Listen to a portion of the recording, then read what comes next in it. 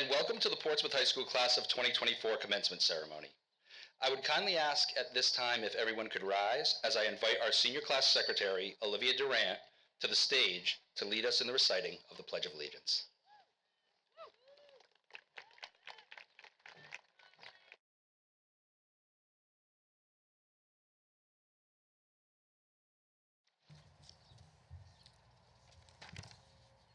Good evening and welcome to the Portsmouth High School Class of 2024 Commencement Ceremony.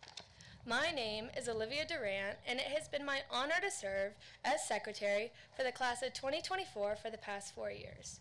To begin tonight's ceremony, I ask that you please rise, remove any headwear besides the graduates, and join me for the Pledge of Allegiance. I pledge allegiance to the flag of the United States of America and to the republic for which it stands, one nation, under God, indivisible, with liberty and justice for all. Thank you. We kindly ask everyone to remain standing for our country's national anthem, which will be sung by our very talented PHS vocal ensemble.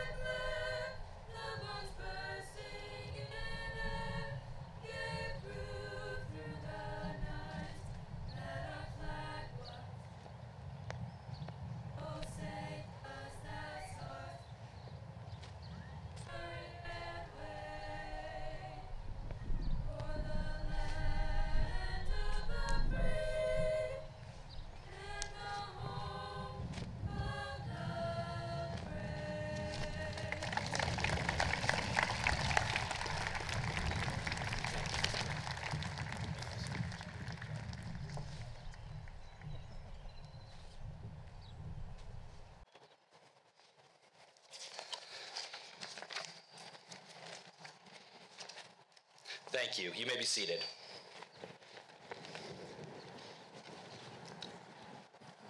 Good afternoon, everyone. For those of you that don't know me, my name is Dr. Jeffrey Heath, and I'm the proud principal of Portsmouth High School. It is my great honor and privilege to welcome you all to our graduation ceremony for the class of 2024. Before we begin, I'd like to take this opportunity to welcome our honored guests.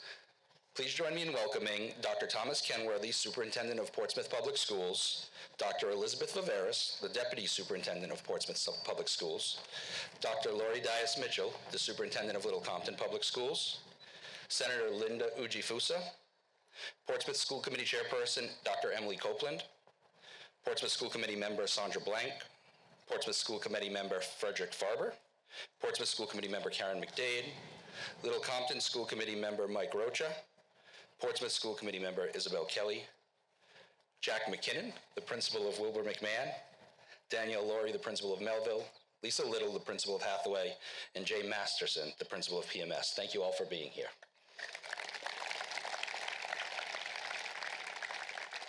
We have a lot of esteemed guests, so that must tell you something. Class of 2024, you've made it. You're finally here.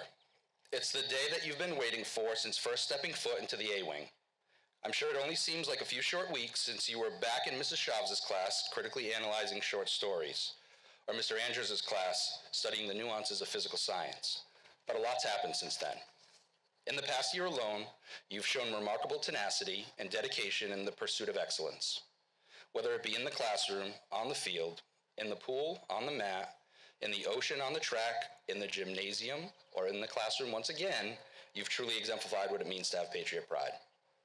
You've achieved scores on SAT and national assessments that place you in the conversation with some of the highest performing schools in the state. You've raised the spirits of our community with 2 amazing comedy shows, and you've furthered the conversation around how we can minimize our carbon footprint. You've rocked a senior prom at Ocean Cliff, and you successfully orchestrated an early morning block party that quite literally blocked nearly all of the faculty parking spots. You also made me wake up and look out my window wondering if you were really going to get up early enough to have an impromptu senior class breakfast on my front lawn. And while that didn't end up happening, I still have to thank you because the threat of having 194 social media savvy young adults in my front yard at 5 a.m. pushed me to set a new personal record for wearing clean pajamas 2 whole weeks. And I don't hear any applause, but trust me, second to only you receiving your diplomas, that is the biggest achievement today. Just ask my wife, she'd be more than happy to tell you. Today's truly a celebration of your accomplishment. That being said, we all know that success doesn't occur overnight or happen in a vacuum. Without the guidance of our loved ones and support systems, achieving our greatest potential is near impossible. With that in mind, I would like to ask the graduates to join me in delivering a message of thanks to the following individuals. First, thank you to all of our incredible teachers for their dedication, perseverance, and commitment, often under challenging circumstances.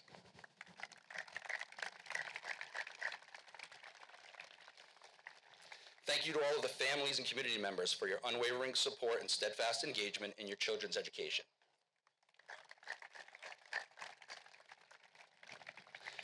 And most importantly, I want you to thank each other.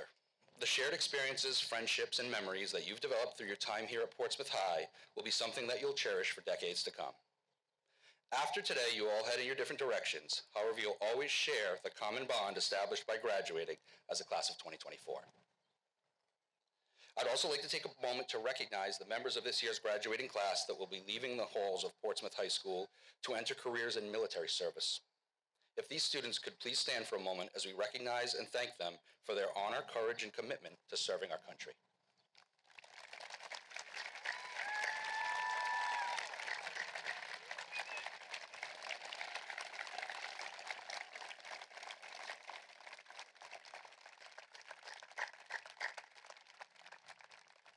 Thank you. Graduation is also a time to honor transitions. With that in mind, I would kindly ask that you please join me in honoring 3 members of our PHS community who will be transitioning into retirement at the close of this school year. Please join me in thanking Ms. Nancy Branley for her 23 years of service,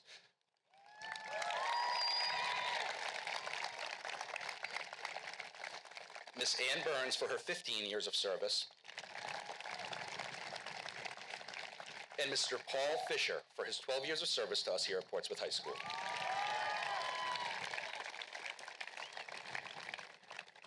Unfortunately, Nancy and Ann are unable to attend today, but Paul is here. Paul, could you please come up to the stage at this time and be recognized? Nancy is here. She showed up. There it is. Nancy, you're right. Great to see you. If you could come on up, Nancy, and be recognized. She didn't expect this, sorry.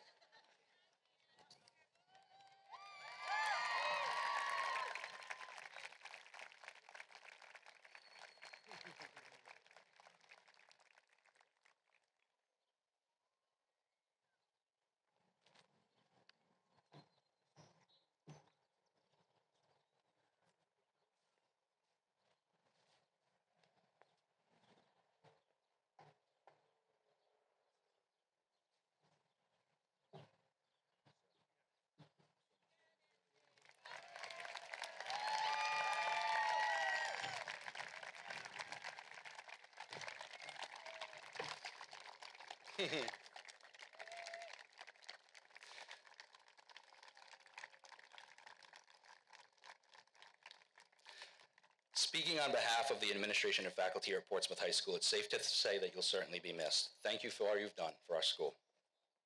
At this time, it is my pleasure to welcome Portsmouth Public Schools Chairperson, Dr. Emily Copeland, to the podium to share greetings on behalf of the Portsmouth School Committee.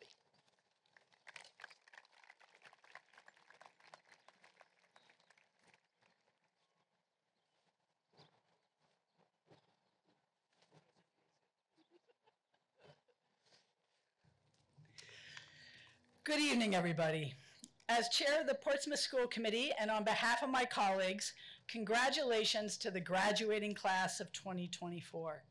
Many thanks to Dr. Heath, the administrative team here at the high school, the 2024 awesome class advisors, Shannon Sullivan, Carrie Chenard, and of course, the 2024 class officers for organizing this important and meaningful event.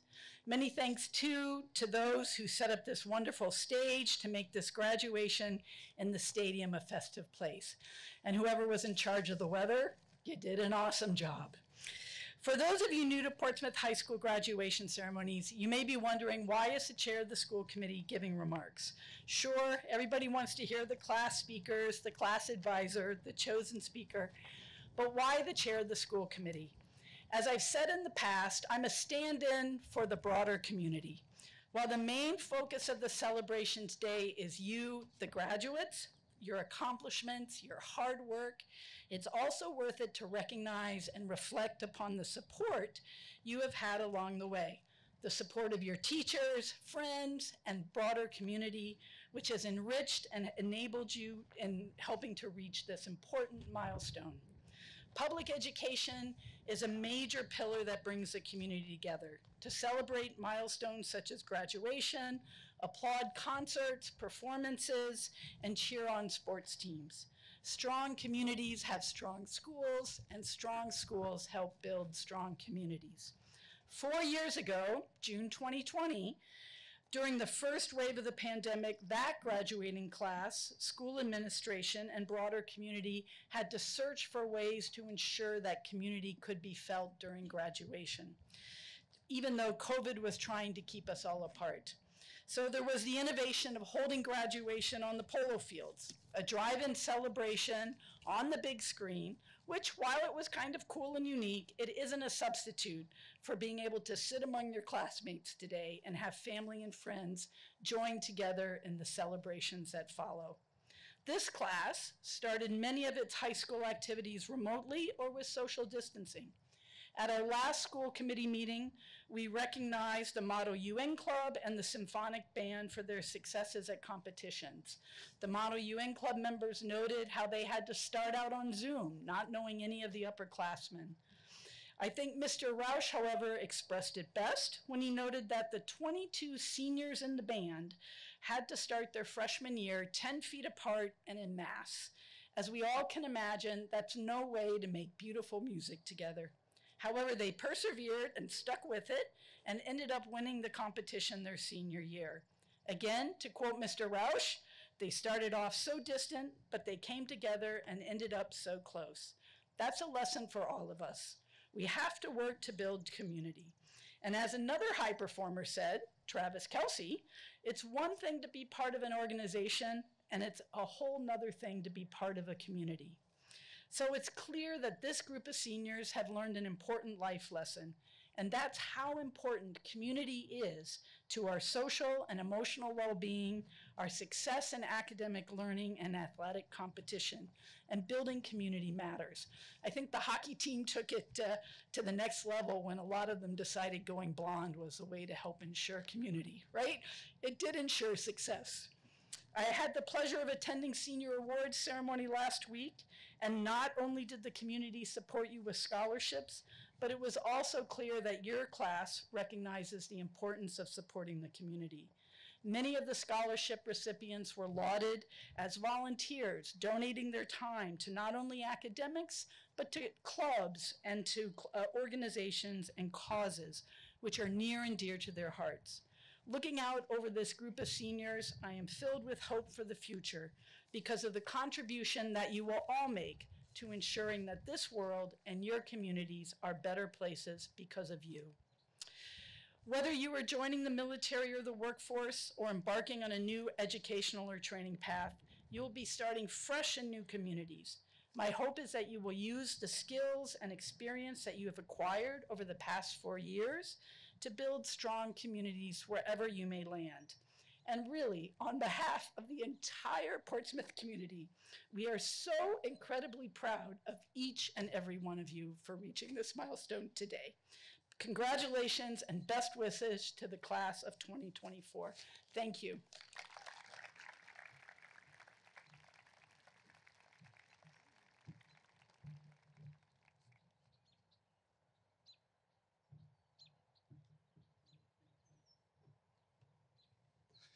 Thank you, Dr. Copeland, for your comments and leadership. Now please join me in welcoming our Superintendent of Schools, Dr. Kenworthy, to the stage.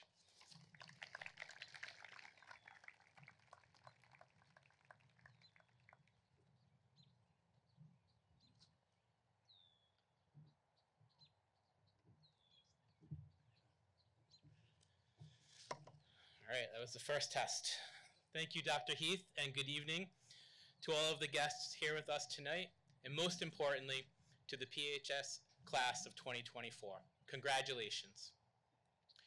You have reached one of the major milestones of your life journey so far, and one that I hope will lead to many more in your future.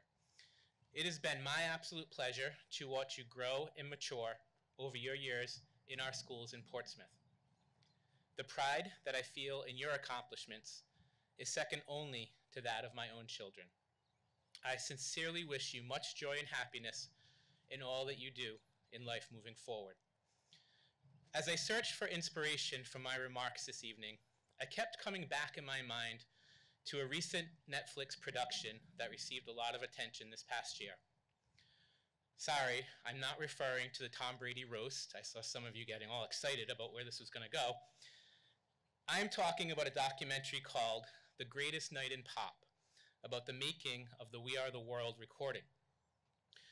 It chronicles the making of this iconic song back in 1985, which raised money to address famine relief in Africa, one of the biggest charitable causes of the 1980s.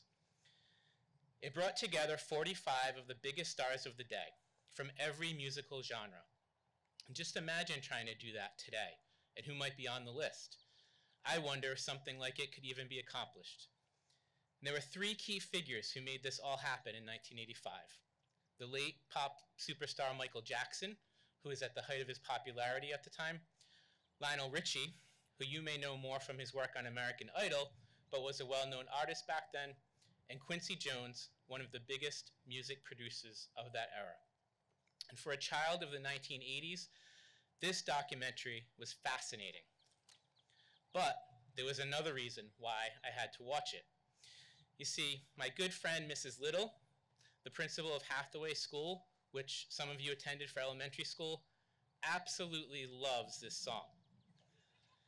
I'm telling you, since I've known her, I cannot hear or think about We Are the World without picturing how much she loves it. She relishes any opportunity to play it.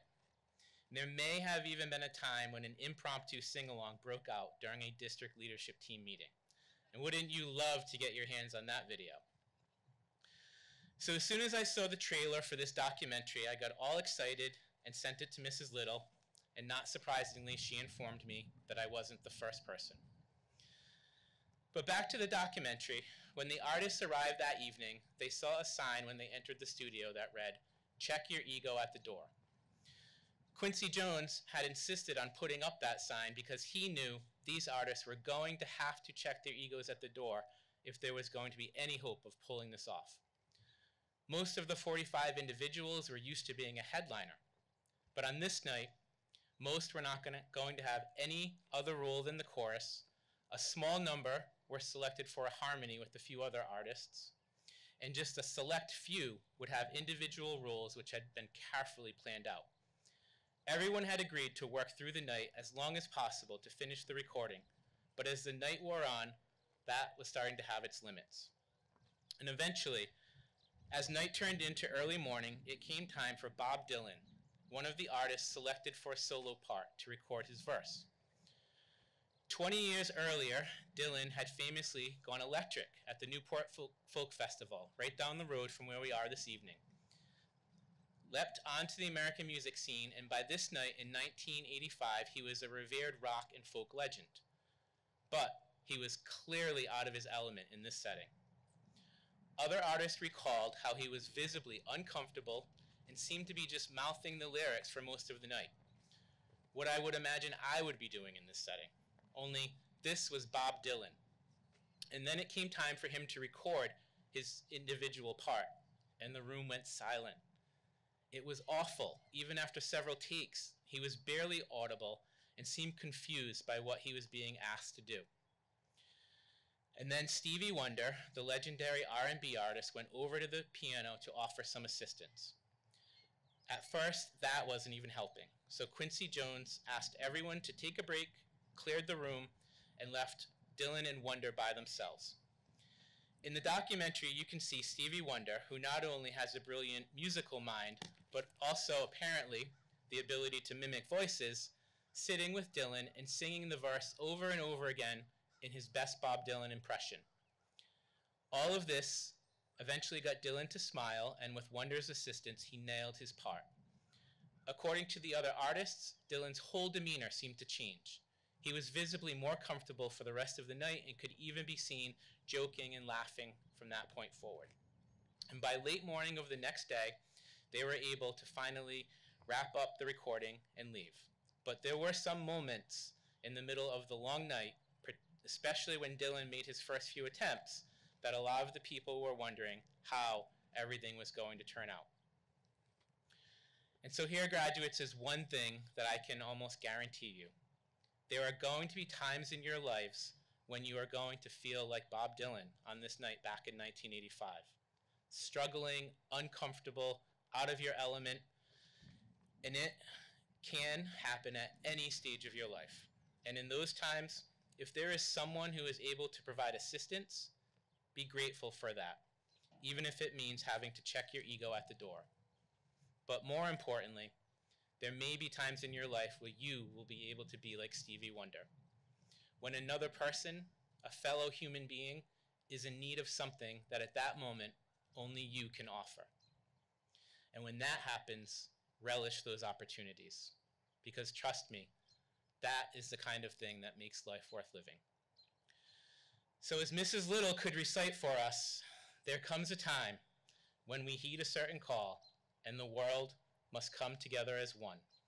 So let us realize that change can only come when we stand together as one. Congratulations, PHS class of 2024.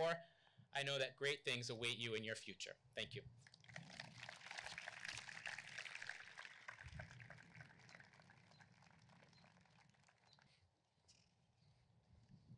Thank you, Dr. Kenworthy. At this time, I would like to welcome 2024 Senior Class President, Margaret Lauder, to the stage to provide our welcome address.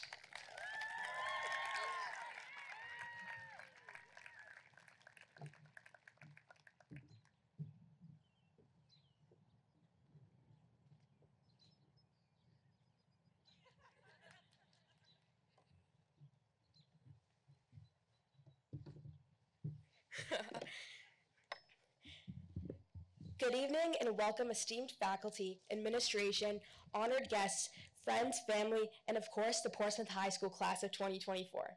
My name is Maggie Lauder, and for the past 3 years, I have had the honor and the privilege to serve as the president of what I believe to be the best class in history of PHS, the class of 2024.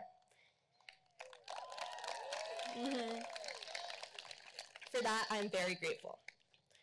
I would like to thank the administration, faculty, SRO, custodial crew, cafeteria workers, and main office administrative assistants. They all have helped us in many ways these past 4 years, whether it was just a hello in the hallway, assisting with our composting program, or writing hundreds of late arrival and dismissal passes. And last but not least, I would like to thank all of our parents, guardians, siblings, and extended family. Words cannot express our gratitude for all of your sacrifices that you have made day in and day out to support us in every way and in everything that we do. Without you, we would not be here. Thank you from the bottom of our hearts. I'm not really sure how to start one of these speeches. When I asked my brother Will for guidance, he said that I should incorporate my senior quote, 99.9% of all gamblers quit before their next big win, into my speech. Even though I love this quote, I decided not to use it. Also, thanks to him, I have a very well-articulated AI-generated speech in my back pocket, just in case this goes badly very quickly. So I ended up surfing the internet for past graduation speeches and could only find cliche speeches on boring subjects. Then it hit me. Nothing we've encountered these past 4 years has been cliche. We have experienced adversity and abnormal circumstances that have shaped us into who we are today. To illustrate this point, imagine yourself as a 17-year-old who finished 8th in the 5,000 meter at the 1936 Berlin Olympics and who Just 2 years later will set a new American collegiate record in the mile. Soon you will enlist into the Army Air Corps and be commissioned as a second lieutenant during World War II. On May 27, 1943, your aircraft experiences mechanical problems and you end up crashing into the ocean 850 miles off the coast of Oahu. You're one of only 3 survivors. You float on a raft in the middle of the Pacific Ocean for weeks. Over this time, you endure sweltering heat, vicious sharks, large swells, and enemy fighter pilots. On your 47th day floating adrift, you are captured by the enemy and transferred to numerous POW camps. There, you are treated harshly because of your renowned fame as an Olympic runner. You are on the brink of death. If it is not for your bravery and your ability to endure, you would not have survived. Your name is Louis Zamperini. Louis has shown that through courage, resilience, and a strong will, one's ability to overcome unforeseen obstacles is a necessity for survival and ultimately success. In many ways, these attributes are instilled in us at young ages and then nurtured throughout our high school experiences. Our journey has not been, and hopefully will never be, as challenging as Louis'. Saying that these past 4 years were unpredictable is an understatement. Our 8th grade year was cut short, and we basically ended up having a 6-month-long summer vacation. We came to high school disconnected, not knowing each other. We were physically only in school 2 days a week and only with half of our classmates. For some of us, this was a blessing. For many of us, this was challenging. But guess what? We persevered. Our sophomore year was a little better. We saw each other every day, but only from the eyes up. Eventually, our masks came off, and we experienced normalcy for the first time in 2 years. Junior year was a bit different. There were leadership changes that resulted in a real different experience for students and faculty. But guess what? We endured together. We endured through Zoom. We endured through having 4 different principals, finally settling on a good one.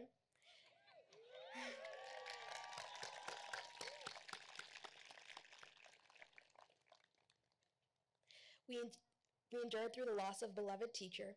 We endured through power outages and gas leaks, through undercooked chicken at our junior prom, losing to the freshmen in Powerpuff, juniors taking over our parking spots, and Lucas Huffman's slow eating of a Big Mac at Goofy Games.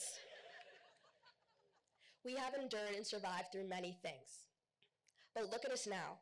We are more unified than ever before. We are stronger than ever before. And we are more resilient than ever before. Our ability to push through difficult circumstances is truly inspirational and will be essential to our futures. Our high school career has proven our fortitude, and like Louis Zamperini, who lived a long and successful life, I have no doubt that we will succeed and overcome any obstacle, big or small, that gets in the way of our ambitions and our dreams. Now I'm going to ask you to do one final thing. Picture this. The year is 2044, and we are at our 20th high school reunion, courtesy of Olivia Durant. Thank you, Olivia. We have experienced another eclipse and hopefully saw the northern lights sometime in between. Our classmates are no longer the awkward teenagers we once knew, but rather confident, strong, and successful adults in their careers and chosen paths. In our class, there is a renowned anthropologist, a dedicated occupational therapist, an award-winning Broadway star. Some are in the military, some are on Wall Street, some are stay-at-home parents, teachers, electricians, and so many more in their chosen fields. All are happy. Although we soon will be going our separate ways, we will always have much in common with all the lessons that we have learned and all the experiences that we have gained from Portsmouth High School. Never forget that we've endured, that we are resilient, and let that be the foundation for our future. For my only cliche in this speech, always remember, great things come in small packages. Our long-awaited diploma may be a small piece of paper, but it will open up a whole big world. Thank you, and congratulations, class of 2024.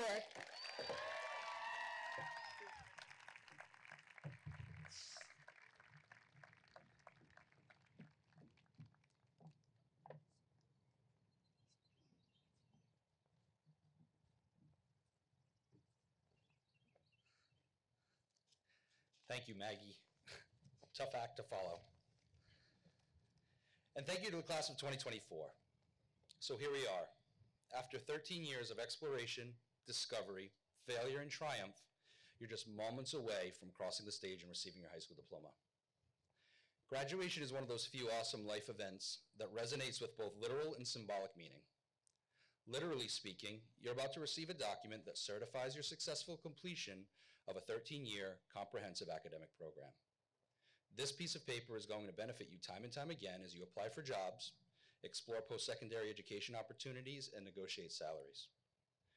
Many of you will find that your diploma can even serve a practical purpose as a fancy and adult-like wall hanging on the a wall hanging that you can use to cover the complimentary hole in the wall that's all but guaranteed to come with your first apartment.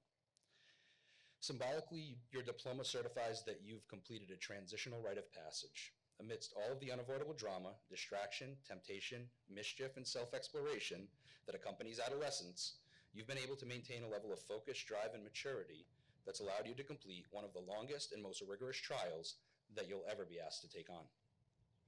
And although we've only known one another for a relatively short time, I'm willing to bet that along this path you've met some memorable folks. I know this because in my K-12 experience, I met them too. There's the custodian that hangs out in the basement and scares the living daylights out of you. There's the kid that gets straight A's but only studies for a fraction of the time that you do. There's the young, charismatic, intelligent, and dashing principal that you all will aspire to be like one day. All right, so I might be a little off on that one, but a guy can dream. Then there's inevitably a teacher that makes a profound impact, that is there for a moment in time and gone in the next. The teacher that holds a place of honor at the table where we reflect on who we are and, more importantly, who we want to be. While I'm sure you each have your own unique person that fills this role, I know I have mine. There's a name that I've heard countless times over the past year that seems to fill this space for many of our students here at PHS, and that name is Ms. Christina Karagianis. I didn't have the honor or privilege of knowing Ms. Karagianis, but I can say without question that her spirit continues to flow through the halls of Portsmouth High School. I've heard that she was patient and kind and understanding. I've heard that she was someone that always was making an effort to learn more about people and that she loved to read and to be outside. And perhaps most importantly of all, she loved you. In speaking with Ms. Carlson about Christina's legacy earlier this week, she quietly said, "You would have really liked her." I've thought about that comment a lot over the past few days, and Ms. Carlson, I think I would have. To that end, I framed my remarks tonight around Ms. Karagianis' favorite animal, a symbol that adorns the walls, windows, and classrooms in our building. It even adorns your graduation gowns tonight. I give you the butterfly. Just like we all can learn so much from the way Ms. Karagianis lived her life, we can also learn from the lives of butterflies. So here it is. Class of 2024, I present you with your final lecture. Here are 3 lessons that I've learned from butterflies. Maybe I'm unique, but my K-12 years were filled with insecurity and uncertainty. I was always bothered by the fact that I was never the smartest person in the room, or the best looking, or the most talented athlete. My family didn't have a lot of money, or a big house, or nice cars. In many ways, I felt extraordinarily ordinary. When I would misunderstand directions, I always defaulted to the idea that I must be missing something, or I wasn't intelligent or observant enough to understand the brilliance of the person with whom I was speaking. I say that these insecurities were K-12 issues, but if I'm being honest, they persisted well into my 20s and early 30s. As a teenager, and later as a young adult, I found myself obsessively searching for the answers to questions like, why don't I look like the guy with the washboard abs on the magazine cover? After all, I did a few sit-ups last week and I drank a water yesterday. Am I good enough? And finally, when do I crash into the ceiling where my ambitions exceed my abilities? These questions plagued me until they were reframed by a teacher. Then one of my most difficult professors, now one of my dearest friends, Dr. Julie Horwitz, asked me to do something of a thought experiment. She asked me to consider how I defined my ceilings and to openly and honestly explore the things that were stopping me from feeling capable, intelligent, successful, and special. After a significant amount of thought and discussion, I share this beautiful secret that I wish I would have known when I was graduating high school. Patriots, you have no ceilings. As you move forward, you'll only be slowed down by your hesitations and insecurities. Don't waste valuable time contemplating your self-worth and questioning your viability. Each one of you has a unique set of skills and talents that thousands of other people wish they had. Take, for example, I can't hit a baseball like John or shoot a basketball like Tyler. I don't have Avery's charisma or Teresa's acting chops. I'm not as articulate as Lila or as headstrong as Jack. And you know as well as I do that if I tried to dance like Shaggy, I'd probably look more like an injured animal than a master choreographer. The takeaway, do you. Be true to yourself and no one else. You'll attract true friends and make new allies. Don't be slowed by an invisible ceiling, for the only ceilings you'll have to contend with are the ones that you put in place yourself. You see, despite being relatively common, scientists still don't really know how high butterflies can fly. The moral of the story is lesson number 1. Patriots, you have no ceilings. Lesson number 2 takes us to the present day and pertains to something that my family's been working through over this past school year. About 2 weeks after the academic year had begun, my wife was diagnosed with stage 3 breast cancer. Needless to say, our family was floored. Things like that aren't supposed to happen to 36-year-old vegetarians that make daily trips to the gym. After several days of tears, disbelief, anger, and confusion, Erica and I were able to compose ourselves and began game planning what the year was going to look like. After months of doctor's appointments, chemotherapy sessions, radiation, and adjunctive treatments, I'm so proud to say that at this moment, my wife's no longer a cancer patient, she's a cancer survivor.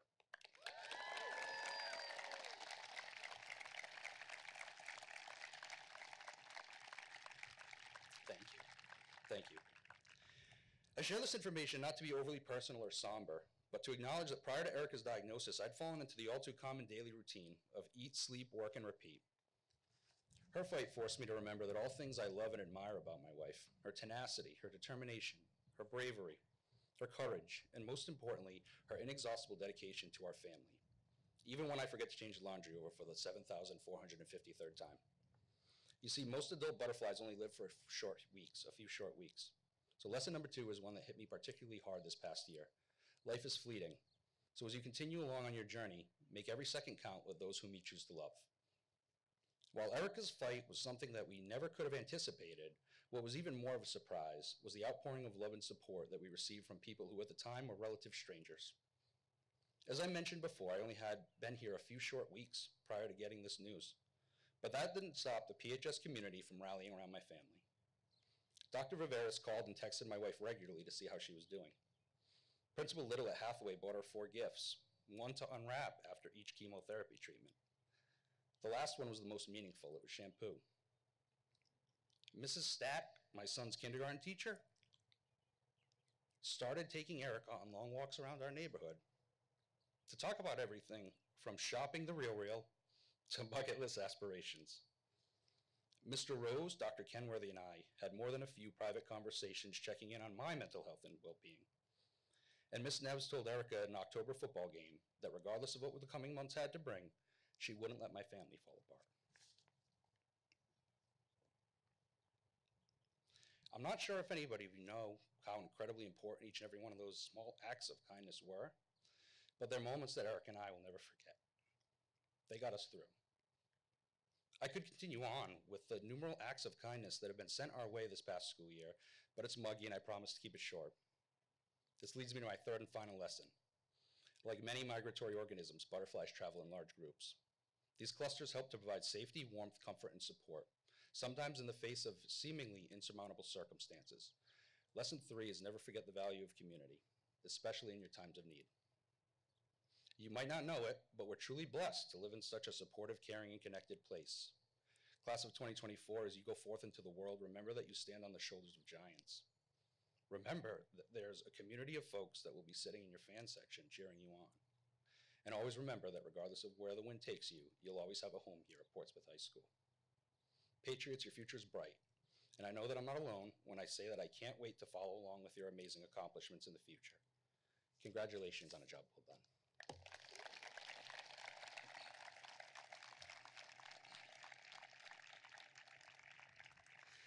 At this time, I'd like to invite Senior Class Vice President Sophia Caruzos to the podium to introduce this year's guest speaker.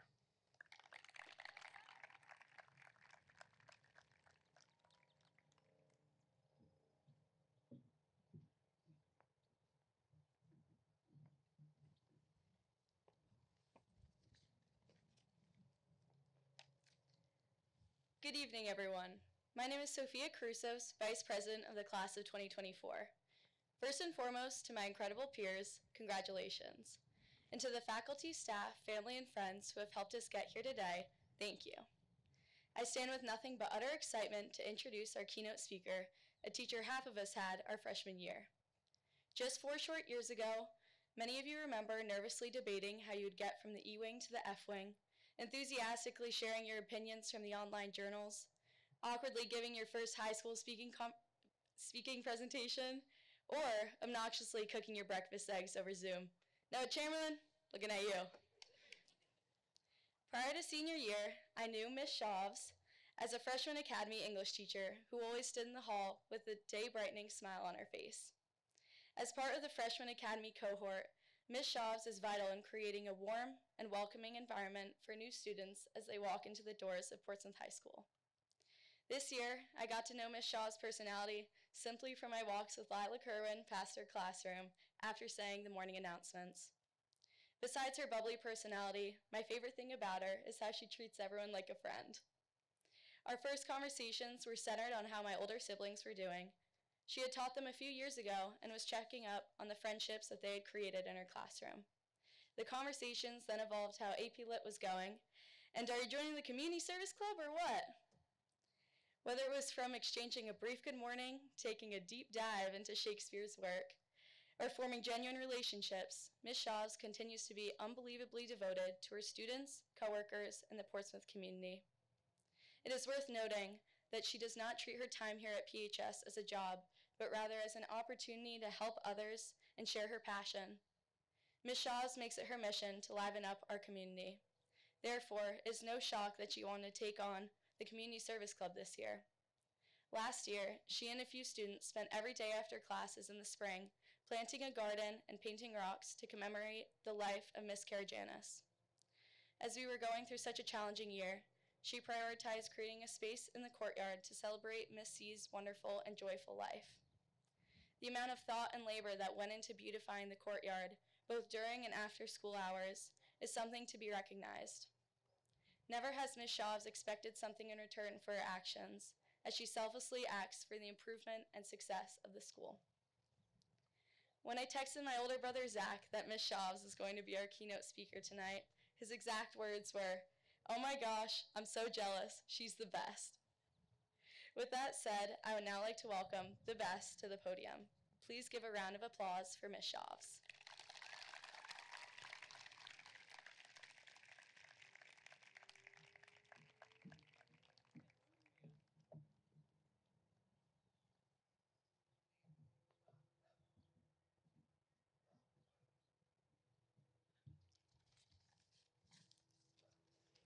Ooh, I'm a little bit nervous. Hi, everybody. Good evening, everyone. My name is Olivia Shavs, and I've had the honor and pleasure of teaching English at Portsmouth High School for the past 6 years.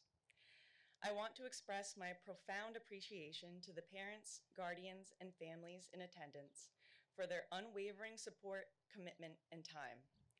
I would also like to recognize the esteemed faculty, staff, administration, and school committee for their tireless dedication and passion for education.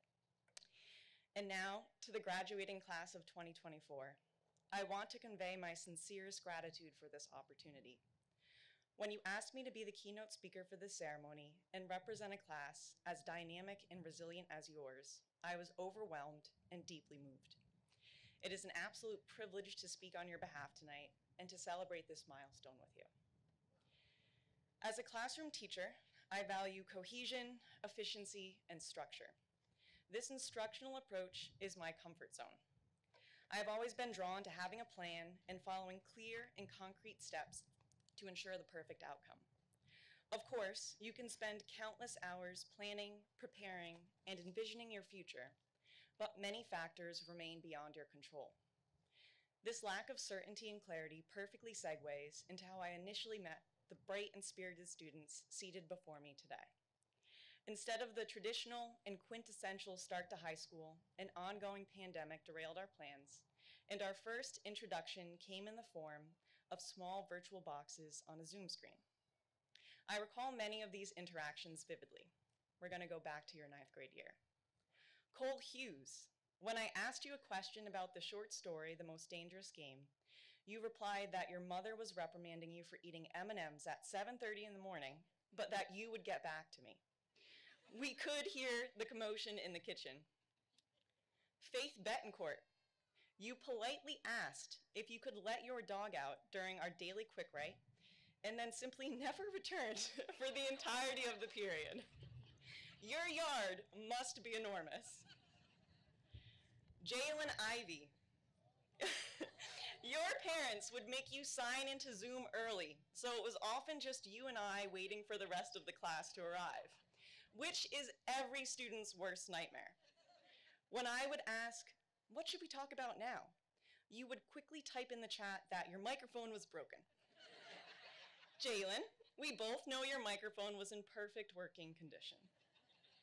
Lila Kerwin, during a riveting lecture on everyone's favorite novel, Ray Bradbury's Fahrenheit 451, you accidentally left yourself unmuted. All I could hear was the intense crunching of potato chips. And when I asked if the chips were classic or ruffled, you were utterly mortified.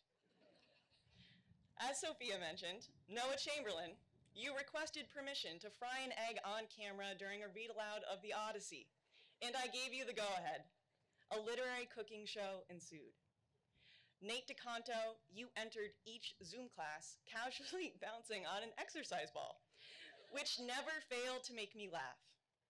And last, but certainly not least, Renisha Duncan. You attended in person every single day. After having everyone on Zoom sign off to complete their work, you and I would blast Whitney Houston and dance around the classroom in our masks. I could never have anticipated the difficulty and stress of navigating breakout rooms, modifying content to be accessible in various digital formats, and constantly asking to see whole student faces instead of foreheads and ceiling fans. And LED lights. That was the huge craze then too. Honestly, there were moments when I just wanted to call it a day. But all of you inspired me to stay the course and continue adapting, adjusting, and pushing forward. We did it together, side by side, and as a result, you shaped me into a better and more understanding teacher. You rose to the occasion, and I will be forever grateful. Our connection, your willingness and flexibility to participate in discussions and to put yourselves out there during class lessons and activities, and our shared humorous moments touched my heart. We took it day by day as we grappled with our forced reality and challenging physical parameters, and we truly made the best of an adverse situation. I hope you recognize how incredible it is that you did not let these unforeseen circumstances during such a formative time in your adolescence stop you from finding personal and academic success both in and out of the classroom. You have overcome many obstacles throughout your 4 years here, a testament to your fortitude and perseverance. If I could give every one of you a roadmap for your lives that guaranteed personal comfort, security, and happiness, I would, because I love you all. I thought I was going to get emotional towards the end. However, this is not how our world works. And often losing our way and experiencing personal trials and tribulations provide us with the most memorable and influential aspects of our journeys. As you step into the future, remember that while you cannot always control external factors, you can control how you respond. Reflecting on our time together, I do not doubt that you will respond with grace, kindness, and determination to impact one another and your communities positively. I have witnessed your excellence and collective strength firsthand as freshmen, sophomores, juniors, and now finally, seniors preparing for the next step, the great unknown. I cannot begin to articulate how proud this class has made me. To the Portsmouth High School graduating class of 2024, expect and most importantly, embrace the unexpected with an open heart and curious mind. I am confident that you will go forth and leave your mark on the world. Congratulations on your remarkable achievements, and thank you for the hope and the optimism you have instilled in me. Thank you.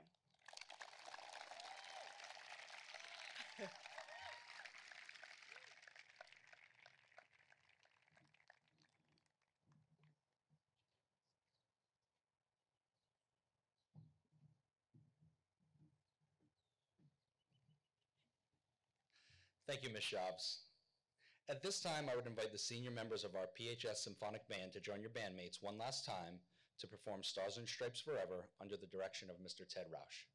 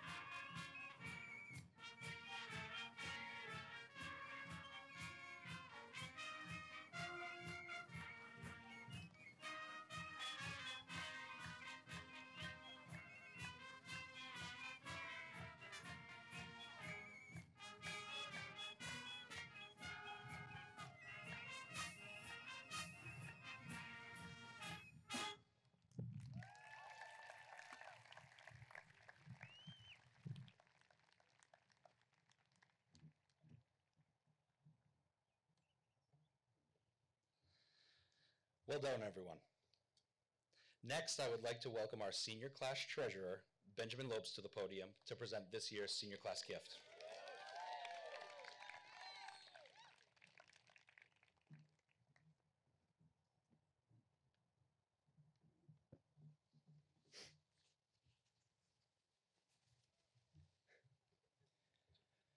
Good evening, family, friends, faculty members, and my fellow 2024 graduates. My name is Ben Lopes, and it has truly been a joy serving as your class treasurer for the past 4 years. I would like to start by thanking all of the local businesses, community members, teachers, parents, and students for the incredible generosity and support you have all shown for our class. We would not have been able to accomplish all that we did without each and every one of you. Despite the challenges of entering high school during the peak of the COVID-19 virus, we were able to overcome those adversities and still fundraise as much as any other class before, if not more. Thinking back to our freshman year, we were flipping back and forth between being in the building and playing NBA 2K20 on Zoom. We were not together as a whole class. We missed celebrating our sporting events, our championships, our academic achievements, and our excellence in any other category. And most of all, just being together. It was not until junior year that we were finally experiencing what high school was all about. In hindsight, a lot of our memories are not documented. We want to make sure that our achievements are not missing from the archives of Portsmouth High School, which is why we'll be donating a digital trophy case. This large touchscreen TV will give everyone the ability to view any achievement, award, or sporting event at any moment in the history of Portsmouth High School. We hope this trophy case captures the school spirit of all students who have come before and will come after us. In addition to the digital trophy case, we have also donated a butterfly pin to each and every senior in honor of Miss Carrie Janis. Finally, any remaining funds will be donated back to the incoming class of 2028. Once again, thank you to all family, friends, supporters, and fellow classmates. None of this would be possible without your support. Thank you and congratulations, class of 2024.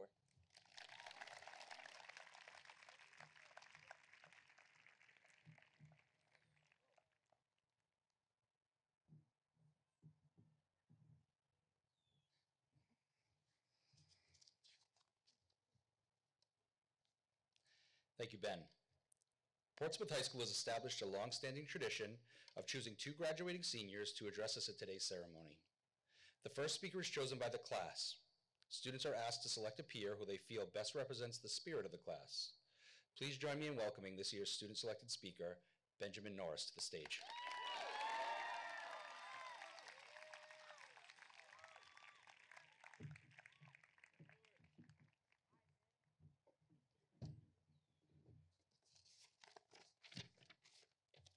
How are we doing, guys?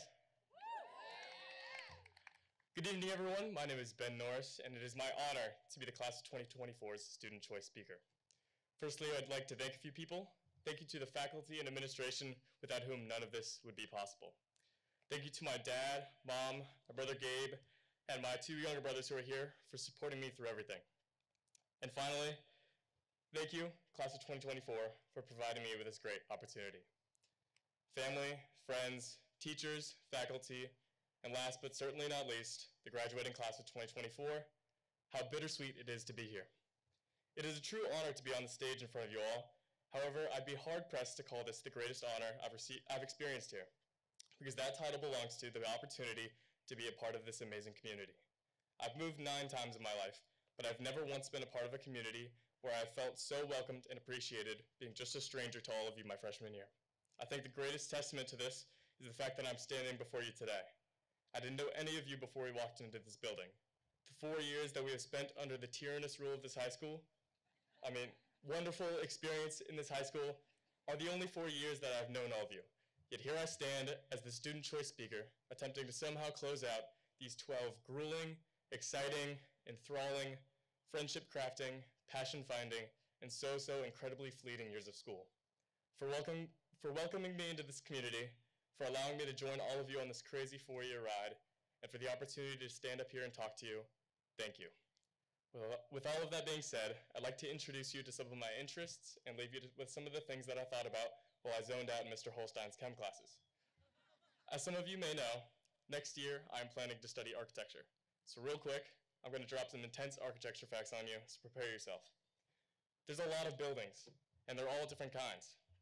You got tall buildings, small buildings, red buildings, blue buildings, long buildings, short buildings, wide buildings, thin buildings, useful buildings, useless buildings.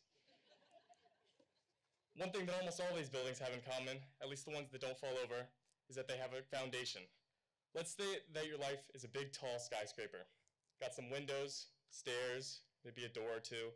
But without a sturdy foundation, your skyscraper will come crumbling to the ground. Thus, a foundation is critical for stability and success.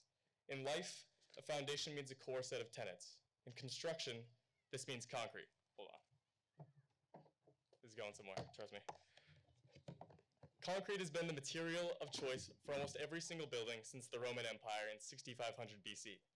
Concrete consists of just 3 ingredients: water, which is the activator, aggregate, which is like sand, rocks, and gravel and makes up the bulk of the mixture, and finally, cement, which is the binder. While you can't build the foundation to your life out of concrete, it holds some of the interesting parallels with the more important tenets of life.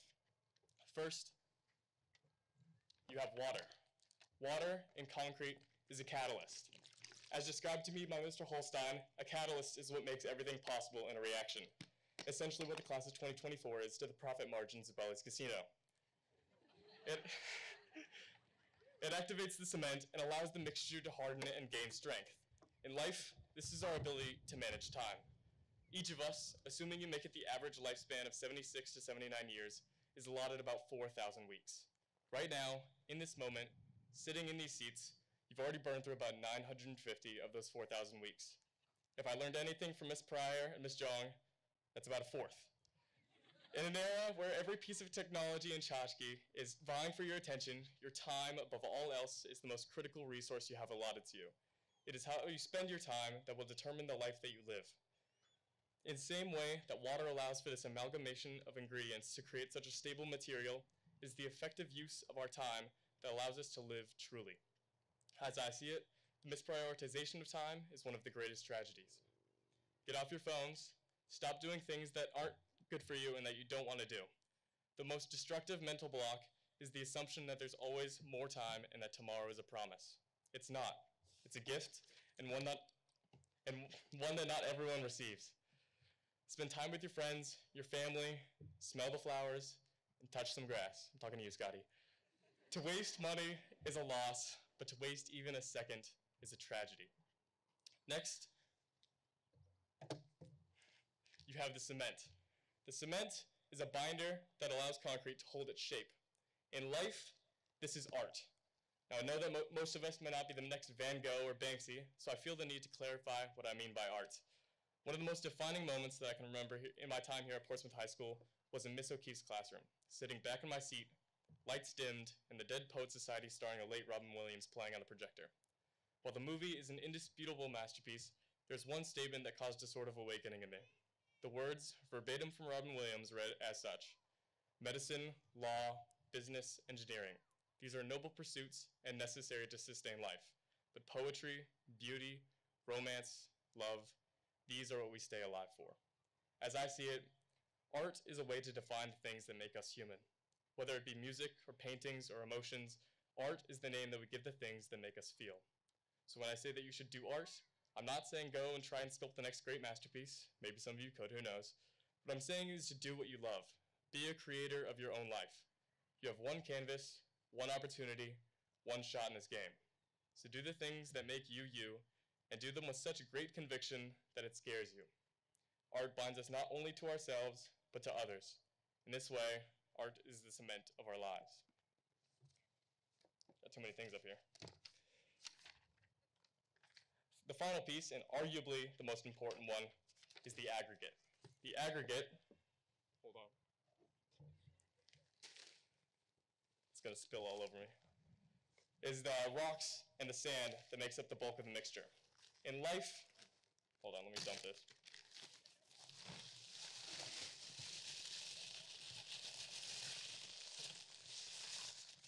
There we go.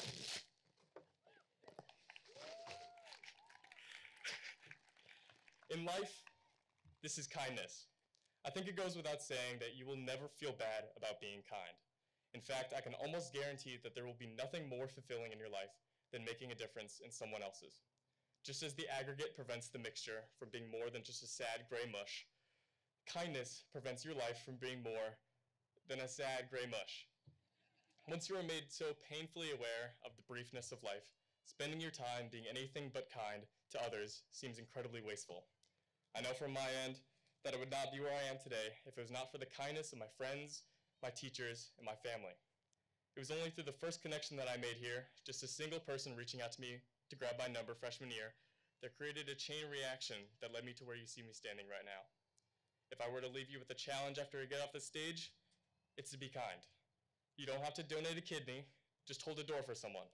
Compliment the guy at the grocery store with cool shoes on, or send a nice letter to someone. The implications of your kindness are boundless. Even the most seemingly insignificant actions, things you wouldn't bat an eye at, can mean an incredible amount to the people that you meet. Kindness, just as the rocks do in concrete, gives their life structure. I'm gonna mix this together real quick. All right, now that's fully mixed and dried, I'd like to present this brick of concrete that I just made to the amazing Dr. Heath. In a time of confusion and discontent within our administration, also it has engraved 2024 if you can't see in the back. In a time of confusion and discontent within our administration, you stepped into an incredibly difficult situation. And as far as I can tell, you've done a pretty good job. You can use this as a paperweight or a footrest or whatever you want, but this is your and our foundational stepping stone. For you, it's a foundational piece for a long and prosperous career here. And for the class of 2024, it is the first piece of a bridge towards a new chapter in our lives. On behalf of all of us, thank you, Dr. Heath, for your time, dedication, and passion. Give him a round of applause, guys. Come on. All right. Enough with the sentimental crap. Class of 2024, it's been a pleasure. These last 4 years haven't been easy, but we did it. Good luck to all of you. I love you all.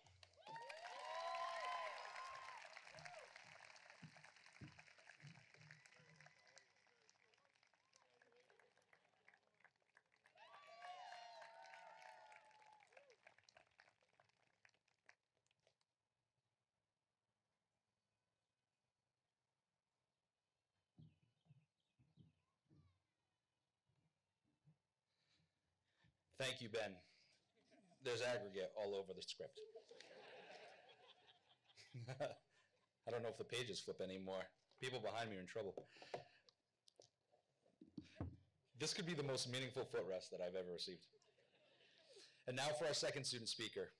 As selected by the faculty, this student is selected based on their unwavering dedication to the qualities of scholarship, integrity, and commitment to excellence. At this time, please join me in welcoming Michaela Boxell to the stage.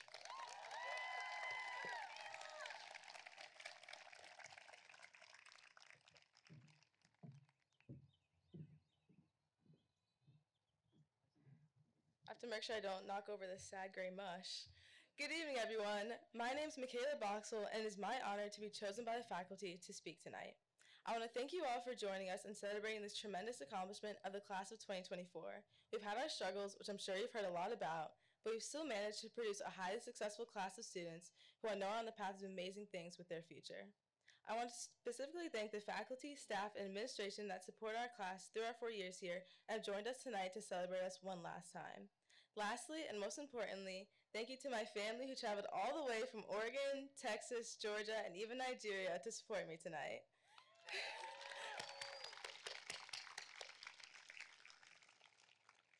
Freshman year of high school, my sister Kira and I sat in the same room attending the first meeting of a club called Model United Nations.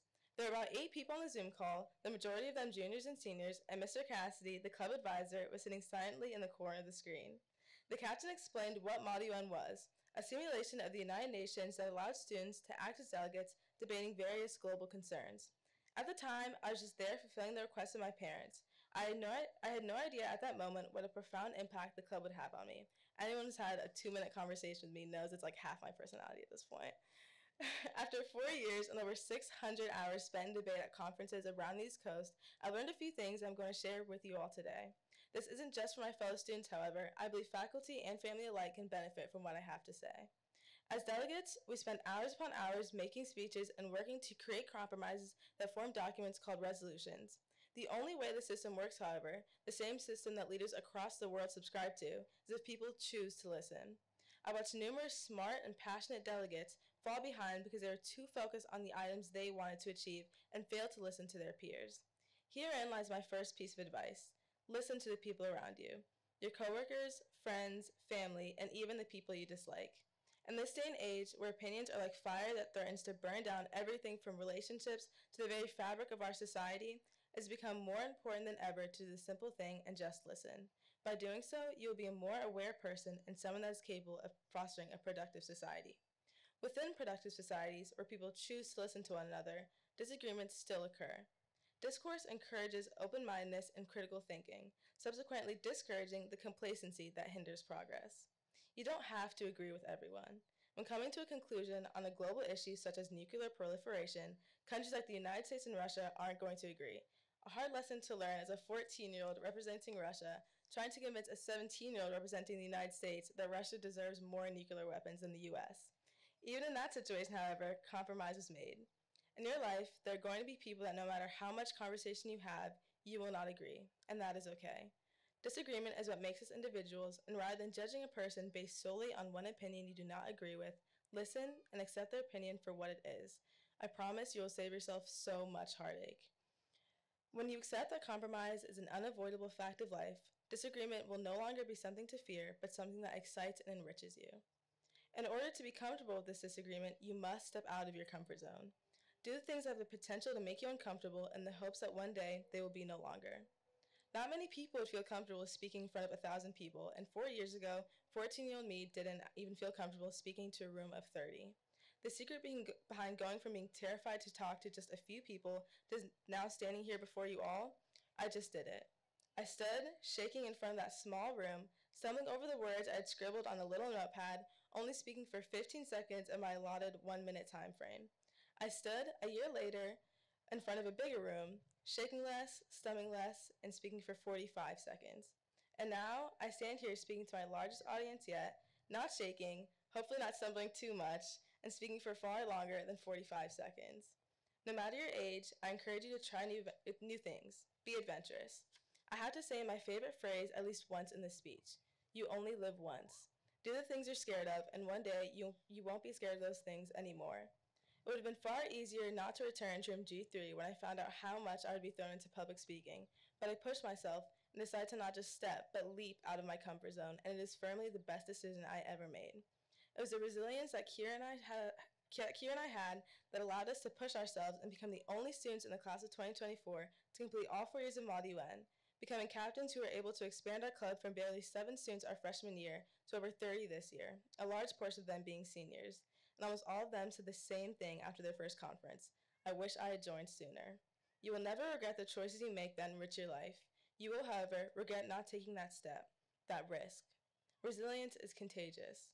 Had Kira and I decided not to listen to our parents and continue facing our biggest fear, our fellow seniors who joined this year would not have been able to share in our love for the sport. After 4 years of debate, public speaking, resolution writing, and sleepless nights spent working, the decision I made at 14 years old to embrace a new challenge has made me a better listener, allowing me to accept disagreements and become a more well-rounded person. I cannot end this speech without addressing the amazing people who allowed me to be on this stage tonight. To the faculty, I truly would not be as successful as I am without the support of the amazing teachers I've had throughout my time here.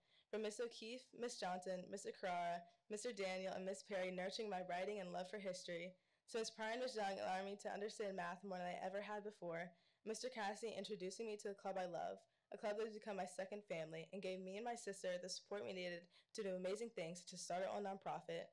All the teachers I've had at my time at Portsmouth have been nothing but the best. From the entire class of 2024, thank you to you all. To my fellow graduates, remember to listen, accept that you will not always agree with everyone, and step out of your comfort zone whenever you can. I wish you all the best in your future endeavors. Go out and change the world.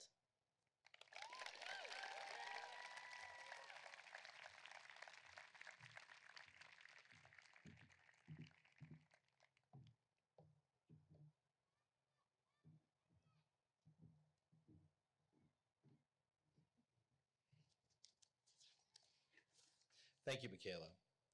And now I would like to invite our chorus to join their fellow classmates to perform Fly Away Home under the direction of Miss Shauna Gleason.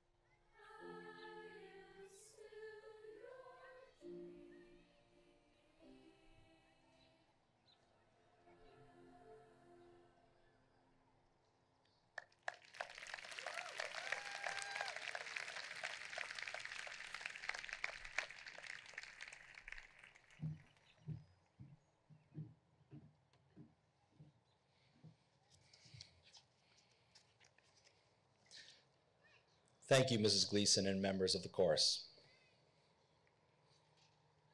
The moment we've all been waiting for has finally arrived. The presentation of diplomas. Yeah, we can clap. That's good. Yeah.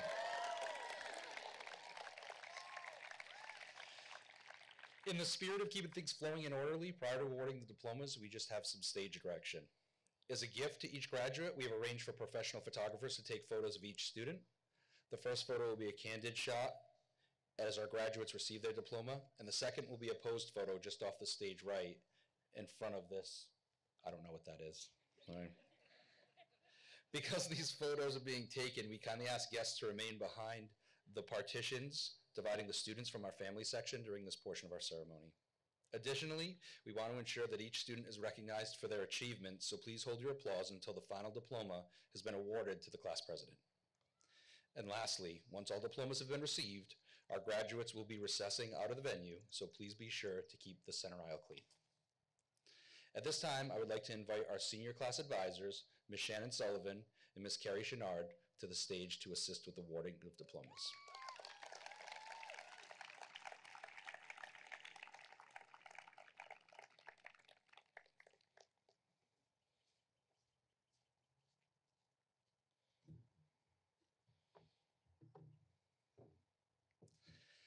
Dr. Copeland and Dr. Kenworthy, it is my distinct pleasure to present the Portsmouth High School graduating class of 2024 for the awarding of their diplomas.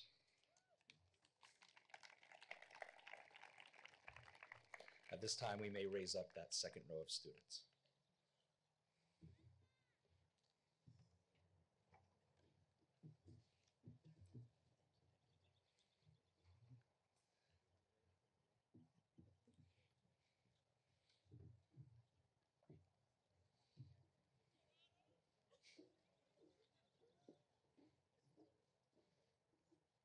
Emmy Rose Aguiar.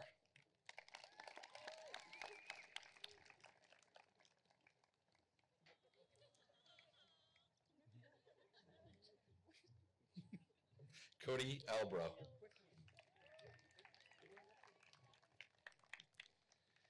Tegan John Bach Sorensen. Tula Rose Bach Sorensen.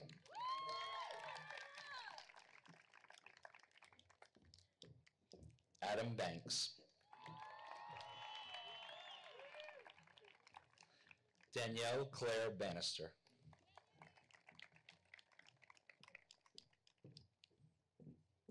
Andrew Beasy.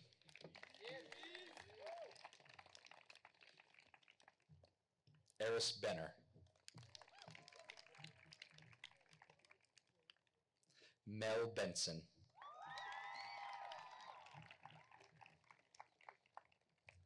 Faith Betancourt. Daniel William Biello.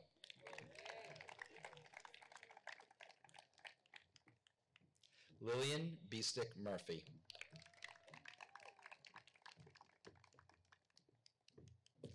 Sophia Rose Bellata. Benjamin H. Blythe.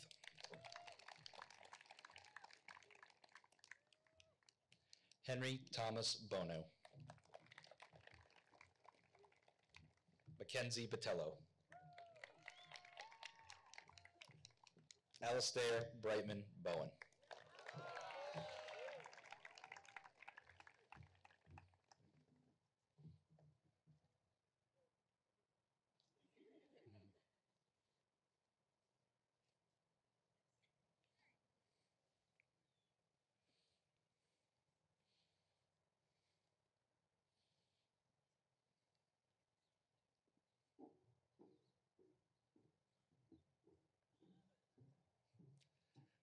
Stella Catherine Bowen. Kiera Osiyuare Boxell. Jacob Martin Bro. Trinity Brosnahan. Abigail Brisky. Juan Burgos. Eliara Tanya Carral. Olivia Lindy Campos. Daniel Carlin. Skylar Castangue. John Cawley. Noah Chamberlain. Joshua Champagne.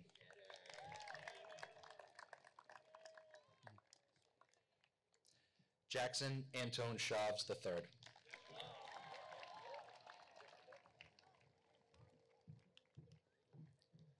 Brooke Chenard.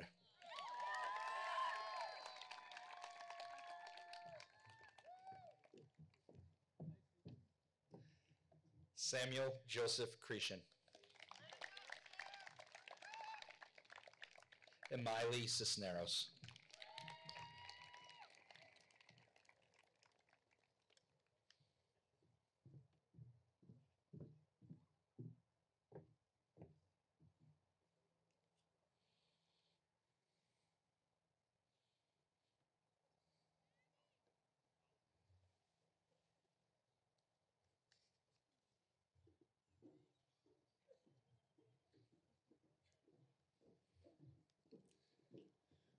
Nora Cooney.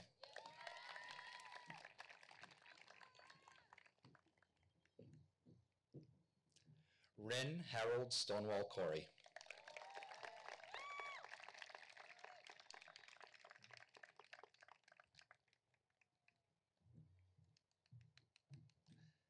Abigail Corville.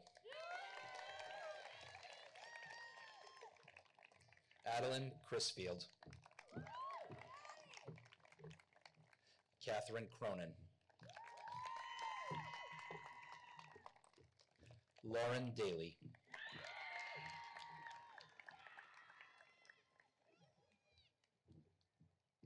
Bryn Michaela Dauphin. Joseph Deering.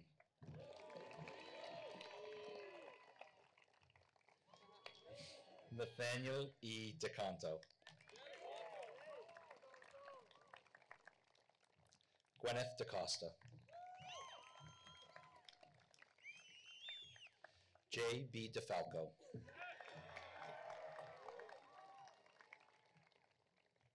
Aaliyah Dickinson.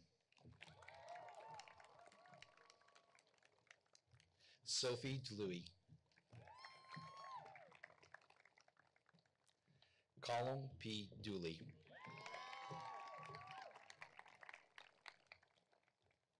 Honora Doherty. Renisha Y. Duncan.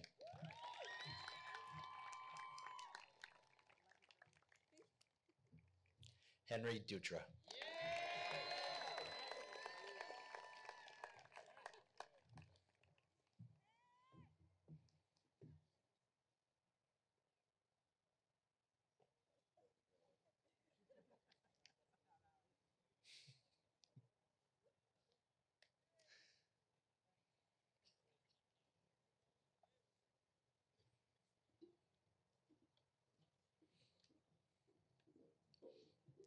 Aiden Echevarria.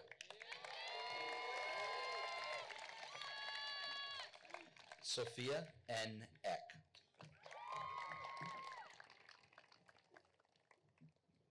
Emma Elmore.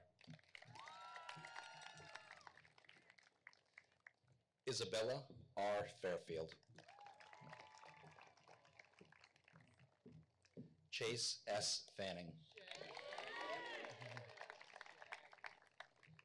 Lily A. Ferreira. Marissa Raquel Figueroa. Eve Mackenzie Fitzpatrick. Jocelyn Freer. Lex Paul Gallucci.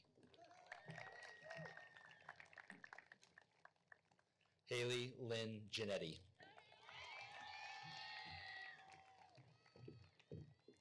Molly Gerson. Madison Gomes.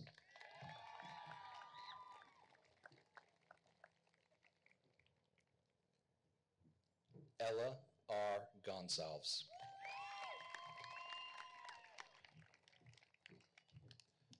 Rosalie Griffiths.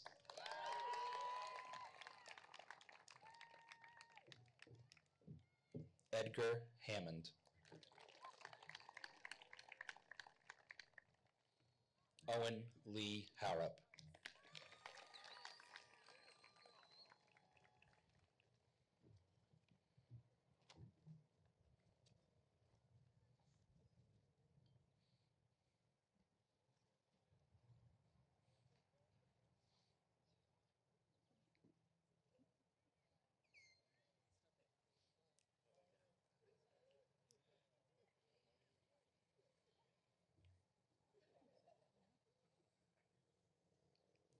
Natalie Hartley.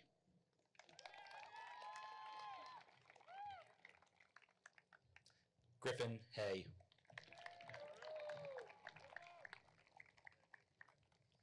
Lachlan Christopher Hayes. Marley Hecht.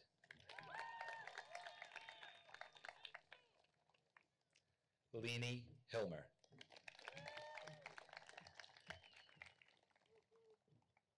Claire Hook.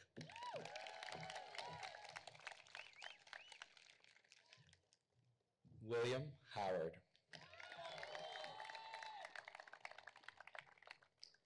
Lucas Emil Huffman. Cole Thomas Hughes. Gabriella Humes.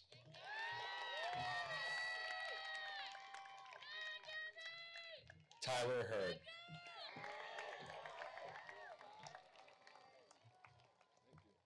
Eric Hurst.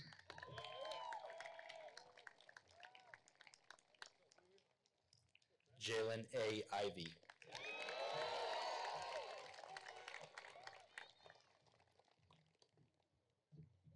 Drew Alexander Janzinski.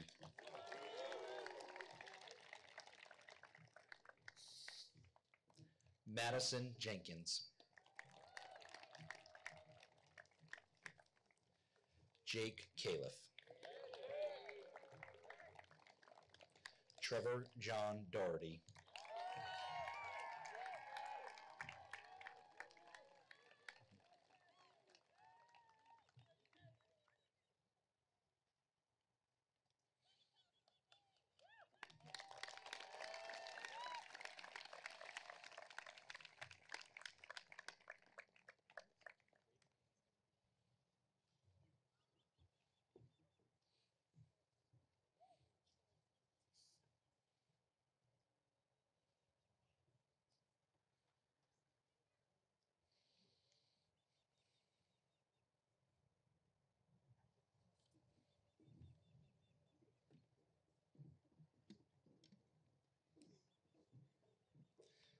Teresa Caton.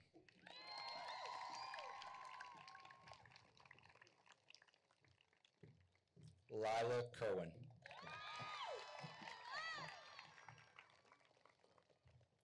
Alishka B. Krajacek.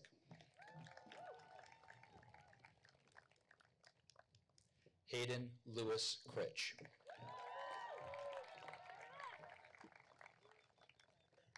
Marissa Critch.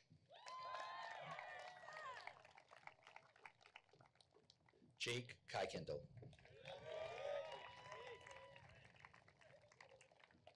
Kaylee Lapisa. Elizabeth Rose Lavery. Caden A. McQueston.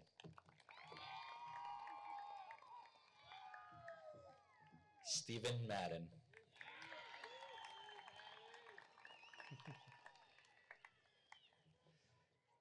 Kaylin Mahoney.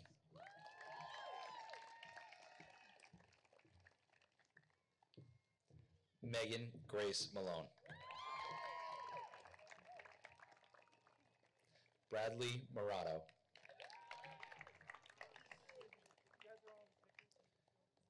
John James Mass.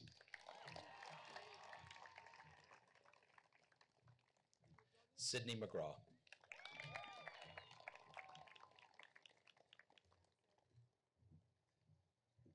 Miles H. McHugh.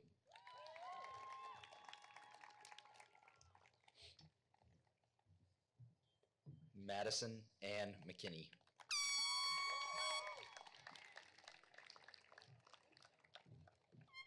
Lily Medeiros.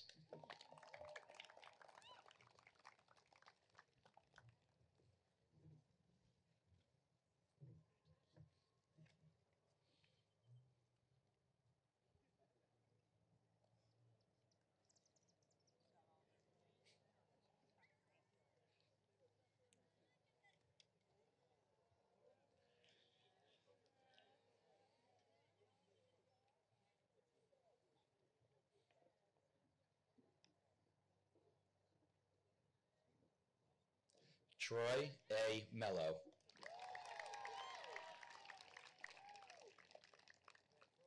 Isabella Sophia Miller. Joshua Michael Miller.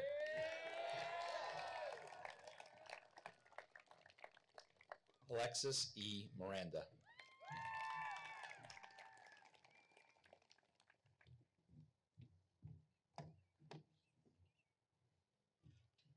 Ava Moore.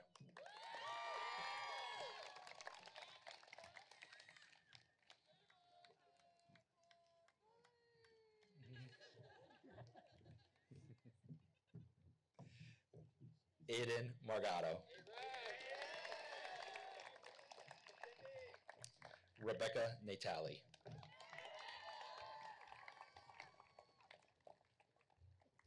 Tallis Nightingale.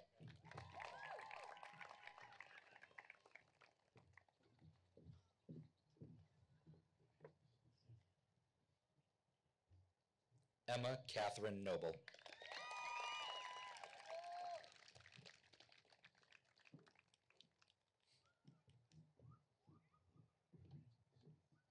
Matthew Nolan.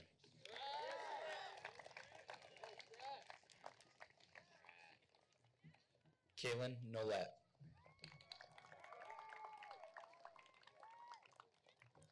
Rory O'Connell.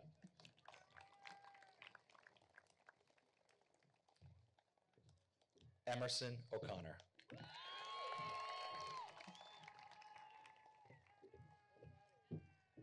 Kayla Oliveira.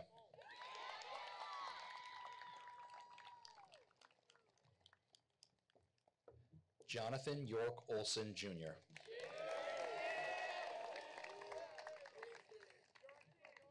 Indiana Pacheco. Scott Packenham Jr. Nicole Lynn Paquette. Jefford Perino.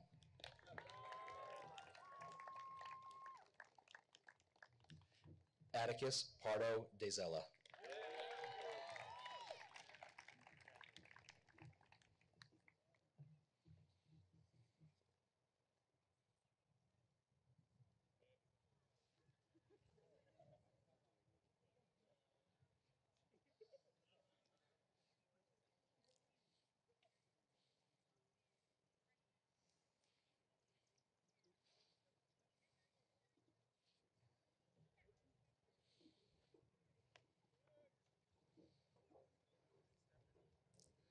Kayla Mary Parsons.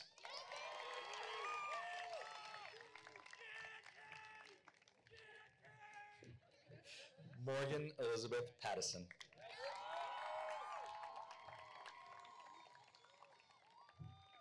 Avery Pelletier.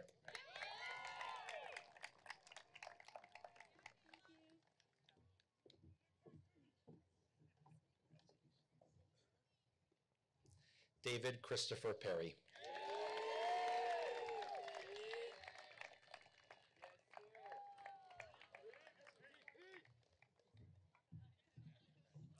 Mia Catherine Phelps.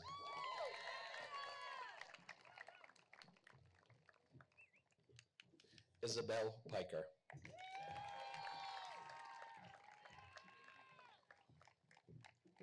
Gabriella Pyers.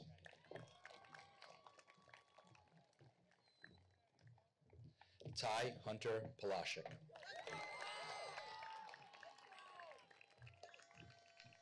Angelina Prestipino.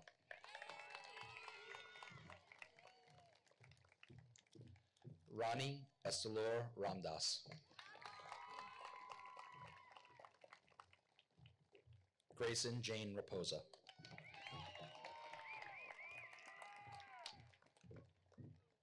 Emma Rierick.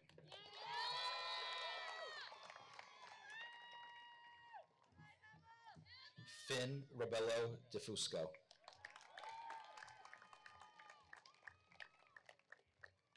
Charlotte Ray.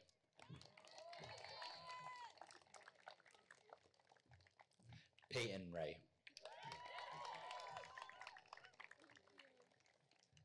Lucas Requena.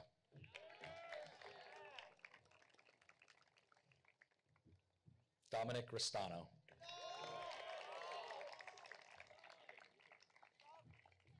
Oliver Ray.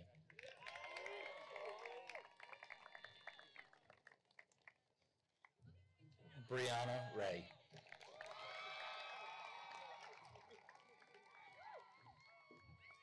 Sydney Rose Renfret.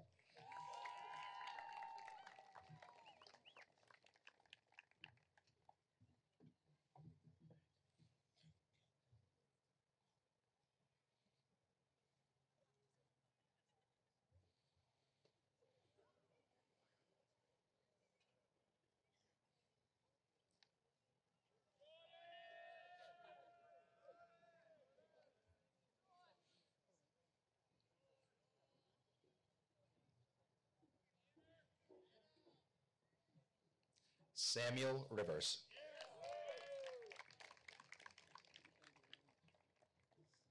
Landed David Rodricks.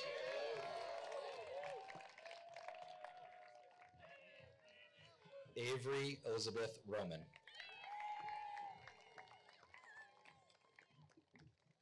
Charles Schifrin.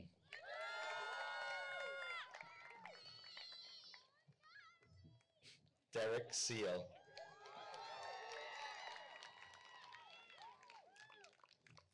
Jordan Seal.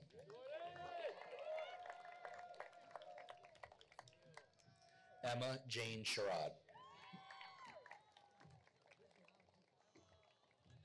Aaron J. Smith.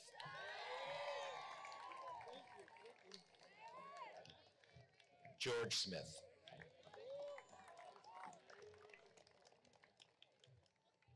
Sophia M. Smith.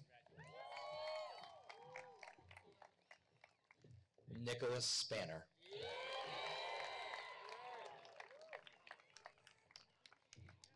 Alex Stansfield. Henry Scott Stedman. Madison Sylvia. Oliver Tibbetts. Olivia Tobin.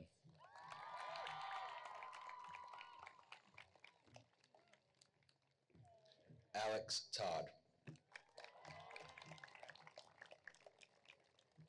Benjamin Togbay.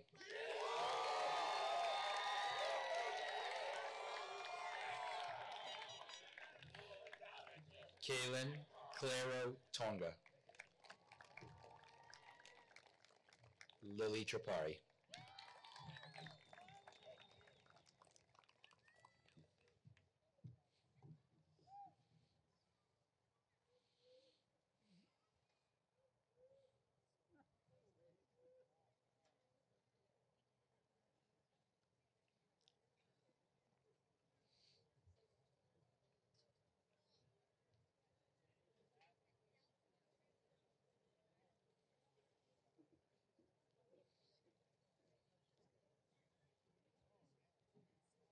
Mackenzie Tripp.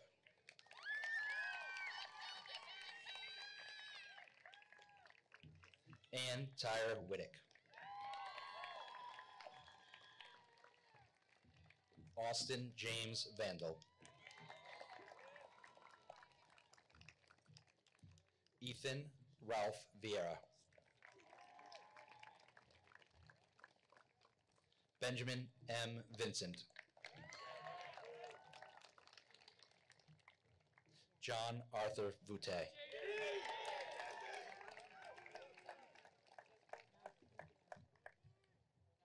Connor W. Vi.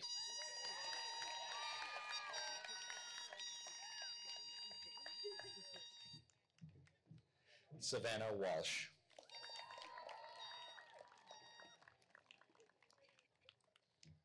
Seth Thomas Whittington. Milo Pascal Emslem Wachowski.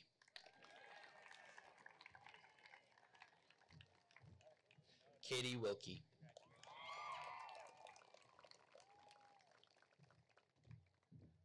Christopher Scott Wilkie II.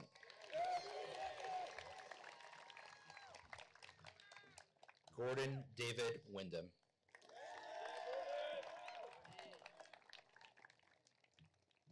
Catherine Yalanis.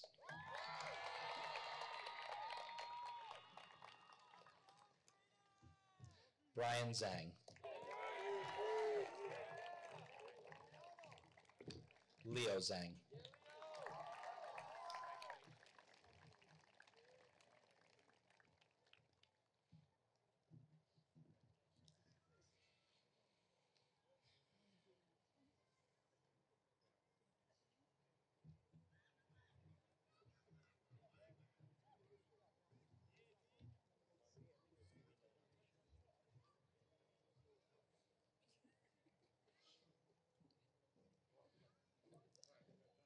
Benjamin Norris.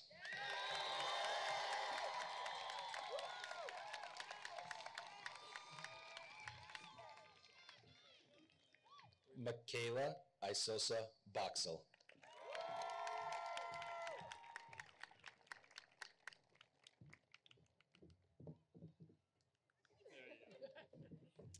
Olivia Mary Durant.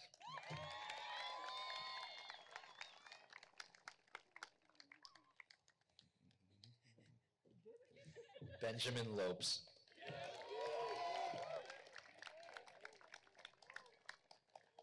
Sophia Ann Caruzos. And Margaret C. Lauder.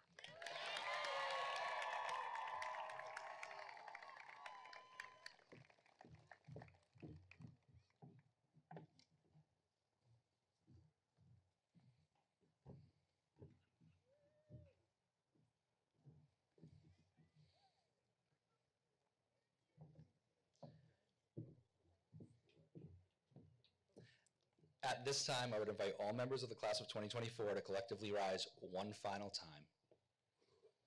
Maggie, could you please do the honors?